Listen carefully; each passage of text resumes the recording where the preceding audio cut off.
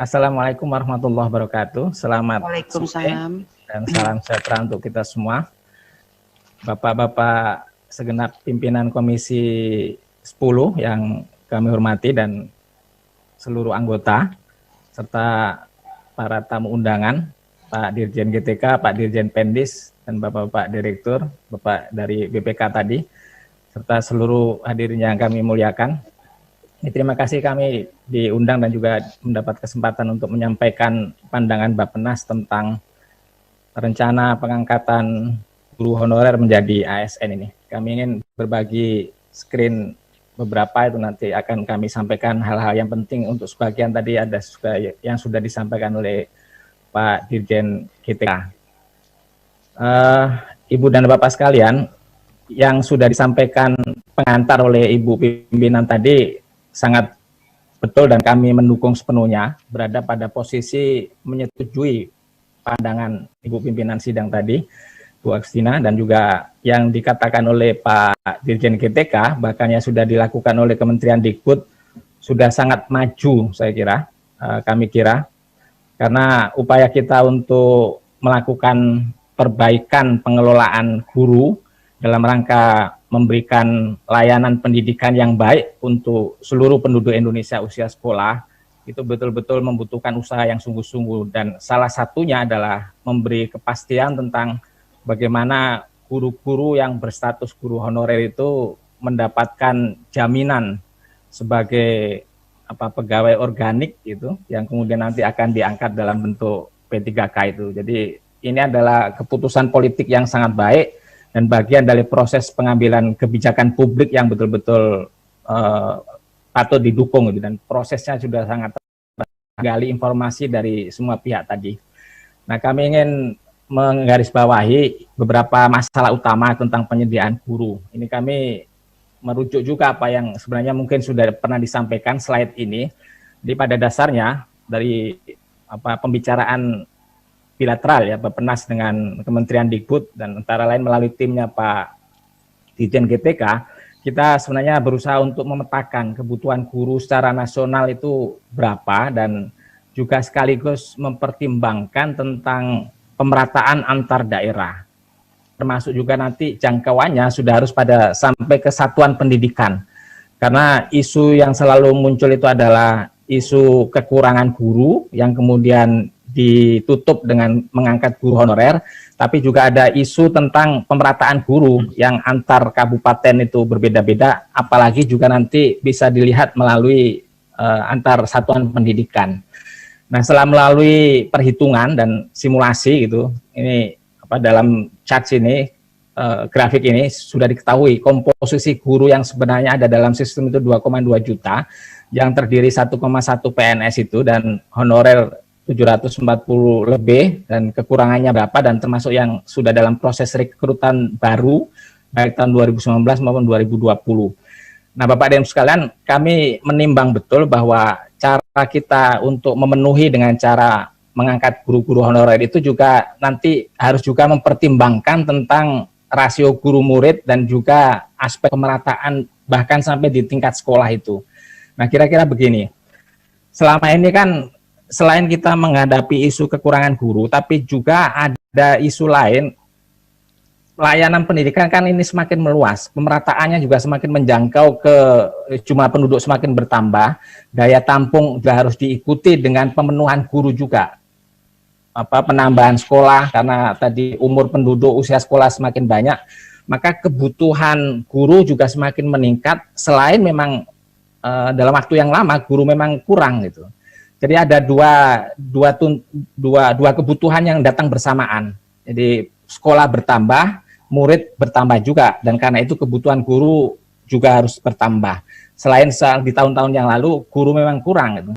Nah, cara mengatasi dengan mengangkat guru honorer itu juga kemudian menimbulkan komplikasi kan di dalamnya, karena soal penggajian, soal mungkin proses rekrutmennya juga itu. Nah, kita berharap betul bahwa nanti analisisnya itu bahkan juga sudah harus sampai ke tingkat sekolah, rasio guru murid itu. Kalau misalnya ini berdasarkan observasi kami dan melihat data itu, jadi berdasarkan pada dokumen yang tercatat saja di Dapodik itu dan data-data guru, misalnya di butir 6 itu. Jadi di tingkat satuan sekolah itu ada guru-guru mata pelajaran yang jumlah guru ASN-nya itu ada lebih itu. Nah ini kan juga harus dipetakan, tapi memang kami memahami komplikasinya. Jadi jumlah sekolah itu mencapai 270.000 gitu. Jumlah murid itu kalau untuk usia sekolah saja 7 sampai 18 tahun itu 56 juta. Jadi bagaimana perhitungan rasio guru murid ini sampai ke tingkat sekolah itu. Jadi memang agak sulit itu. Tapi kita harus memastikan juga bahwa jangan sampai ada guru berlebih untuk mengajar mata pelajaran tertentu gitu. Itu analisisnya sudah harus sampai seperti itu karena nanti punya konsekuensi pada penganggaran, nanti akan disampaikan dan tadi juga sudah sebagian disebutkan oleh baik Pak Dirjen maupun dari Pak Andito yang dari Kementerian Keuangan. Nah ini defisit yang sudah kita bisa ikuti bersama dan kita catat bahwa guru pensiun tidak segera diikuti dengan pengadaan guru yang baru itu. Yang tadi dikatakan bahwa selain guru pensiun yang harus digantikan, tapi juga ada penambahan guru berdasarkan atau bersamaan dengan penambahan murid dan penambahan sekolah tadi itu. Nah, ini kira-kira dari tahun 2015 sampai dengan tahun 2021 ini atau 2020. Jadi yang biru itu adalah guru-guru PNS yang direkrut, sementara garis yang warna hijau daun itu adalah guru pensiun. Jadi ada upaya mengganti juga, tapi tidak sepadan dengan jumlah yang pensiun itu. Nah, inilah istilah kami perencanaan personalianya itu sudah menghitung dalam rentang waktu perkiraan guru pensiun ini dan nanti kebutuhannya berapa. Antara lain ditutup melalui pengangkatan guru honorer tadi. Soal proses seleksinya tadi sebagian sudah dilakukan oleh Pak Dirjen GTK tadi. Nah, pertimbangan pentingnya itu yang harus kita betul-betul menjadi rujukan adalah berapa sesungguhnya jumlah kebutuhan guru ASN di setiap sekolah negeri itu, kemudian kekurangan yang harus dipenuhi, dan dalam jangka waktu berapa lama akan dipenuhi, termasuk juga sumbernya. Tadi akankah semuanya itu dari GTK itu, misalnya tadi yang guru honorer, yang 724 tadi itu, dan kan masih akan dilakukan melalui proses seleksi. Dan tadi ada semacam pendampingan, bimbingan.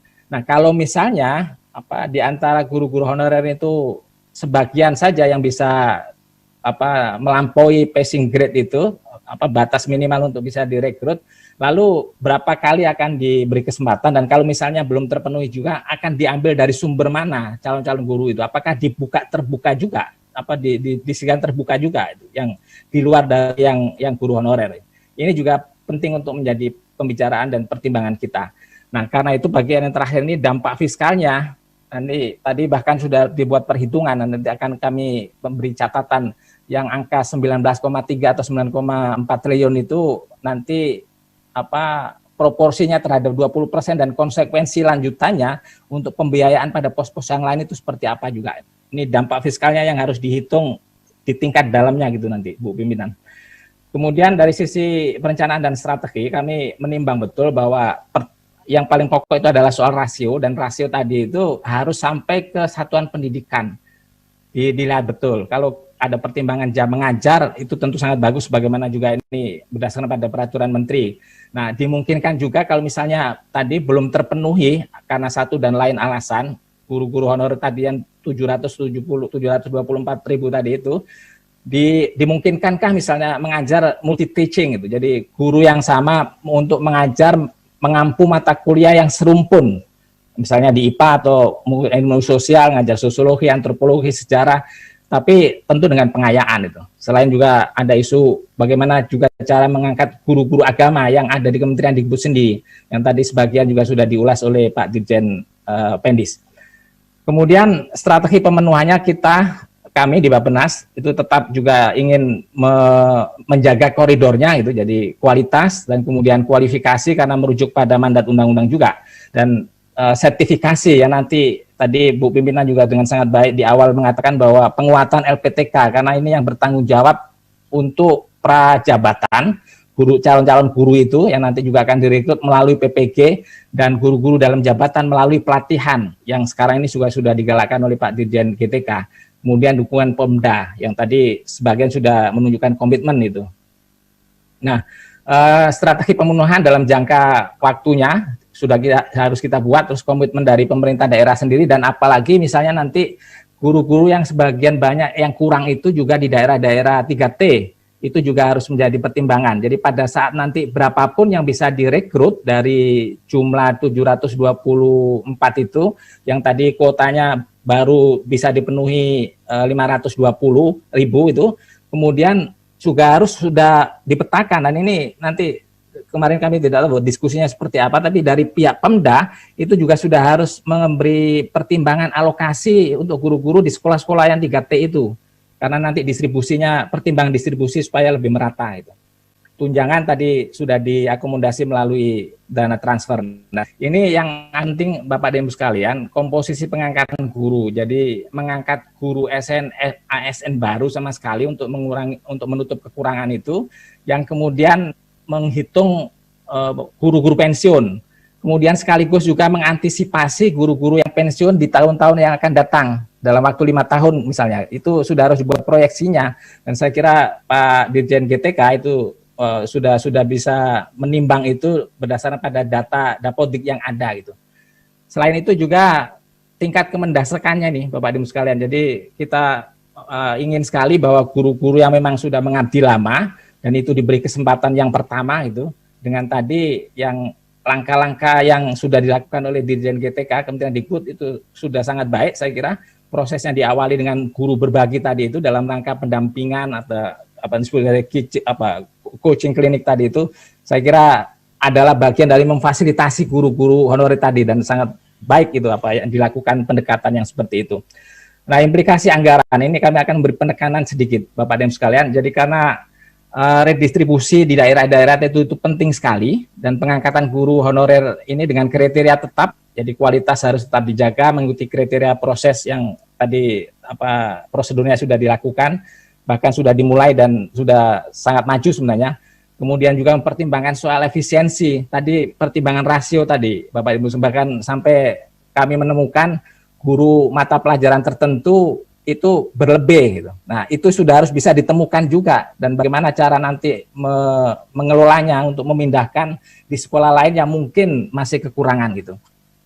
Sementara implikasi penganggaran tadi sudah disebut bahwa akan dimasukkan menjadi bagian dari DAU, tapi begini analisisnya, tadi sudah disebut bahwa kebutuhannya kira-kira 19,3 triliun dengan pembagian seperti ini. Nah, yang menjadi concern kami, Ibu Pimpinan dan seluruh anggota serta para hadirin adalah, meskipun tadi sudah dikatakan bahwa ini adalah bagian dari total 299 triliun tadi itu. Nah, kami ingin juga memastikan bahwa karena dikatakan ini sebagai tambahan baru, jangan sampai penambahan jumlah guru dengan gaji dan tunjangan ini nanti menggerus program-program prioritas atau kegiatan-kegiatan utama yang kemudian nanti beralih ke pemenuhan guru dengan kebutuhan tambahan anggaran seperti ini. Ini persentase terhadap pemenuhan 20% dipenuhi, tapi kalau misalnya tambahan untuk gaji dan juga tunjangan bagi guru-guru P3K yang diangkat dari guru honorer itu, kemudian jika menggerus pada bagian dalam program utama, nah itu nanti akan menjadi kehilangan ruang itu di program-program pokoknya, karena ada yang lain yang juga harus mendapatkan alokasi yang selama ini bahkan masih kurang gitu, Bapak dan Ibu sekalian. Ini catatan penting yang perlu kami sampaikan untuk supaya menjadi pertimbangan kita semua ketika menghitung kebutuhan tambahan anggaran untuk guru-guru yang diangkat menjadi guru P3K itu. Nah, sebagai ilustrasi ini saja, ini bagian terakhir. Jadi ini kan lewat DAU, dan ini untuk menunjukkan betapa kita belum selaras betul itu antara guru-guru yang dalam sistem dan kemudian berapa banyak yang pensiun, kemudian berapa banyak yang dialokasikan. Sejak tahun 2015 sampai dengan tahun 2020 dan 2021, mungkin yang puncak tertingginya alokasi DAU itu untuk yang diasumsikan untuk guru dan bagian dari fungsi pendidikan adalah 168,8. Kemudian di tahun 2020 ini agak unik, ini sudah dianggarkan, dialokasikan 160, dibulatkan lah 167, terus kemudian ada refocusing, ada penghematan, itu bahkan bisa dilakukan menjadi hanya 150 triliun saja itu. Padahal guru yang sebelah kanan tadi itu guru pensiun tidak tergantikan oleh guru-guru yang baru gitu. Nah, mungkin penyelarasan ini yang ketika kita membuat perencanaan dan penganggaran di tahun-tahun ke depan menjadi sangat penting untuk kemudian supaya jangan sampai tadi pertimbangan kami tambahan anggaran itu tidak menggerus untuk alokasi program-program utama dan juga gagasan prioritas. Nah, ini slide yang terakhir saja memberi penekanan bahwa prosedur seleksi tetap merujuk pada Undang-Undang ASN ini, bahwa penilaian harus objektif, kompetensi, kualifikasi, karena ini kami ingin menjaga betul bahwa kebutuhan kekurangan guru dipenuhi, tapi tetap untuk menjaga kinerja penyelenggaraan pendidikan dalam rangka menjaga supaya kualitas pendidikan juga bisa ditingkatkan dari waktu ke waktu. Corong Edukasi, Pusat Informasi Pendidikan terupdate.